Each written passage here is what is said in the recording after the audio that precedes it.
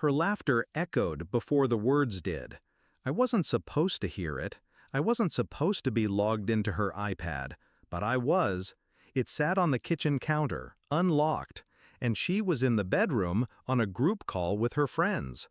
"He's not ugly," she said, pausing just long enough for venom to soak through. "He's just forgettable." Laughter erupted, unfiltered, cruel. Then the final blow. If I left, he'd probably write me a poem instead of getting angry. Roaring amusement. Like I was fiction, like I was already gone. She didn't know I was 2 doors away. I didn't write a poem. I just opened notes and began drafting a goodbye she'd never forget. I'd always been quiet, thoughtful. She called it gentle, back when she needed someone different from the men who had bruised her. I listened more than I spoke, remembered small things, let her win arguments that didn't matter. But over time, gentleness became background noise to her, predictability mistaken for weakness. Her barbs had grown sharper in public. I ignored them at first. A joke here, a dig there. Oh, he's still using that ancient phone? He reads real books, like a grandpa. I laughed along, until the laughter started to feel pointed, until the man she'd once called my calm became her favorite passive punchline. But that night, in that group call, she wasn't joking. She was honest, and that made everything clearer. I didn't confront her. What was there to argue?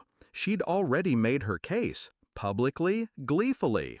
So instead, I listened, observed, watched how she paused before coming home, how she smiled more at her phone than she ever did at me, how her girls' nights stretched past midnight with no scent of alcohol or trace of lipstick on her glass. I started tracking it all, not because I wanted to catch her, but because I wanted to know the truth before I left. I cataloged her locations, mirrored her phone, cross-checked timestamps with security cam footage from our porch. Her forgettable husband remembered everything. And it was all there. The other man, the hotel receipts, the private messaging accounts, the whispers between her and her best friend, how she was easing me out. She was rewriting history in real time, and I let her, because endings, to be effective, must be earned. The night I chose to reveal it wasn't random. Her birthday. I planned everything. Rented out a small art gallery. Minimalist, white walls, black floors, quiet acoustics. She walked in beaming, friends trailing behind her like perfume, expecting champagne, balloons, applause.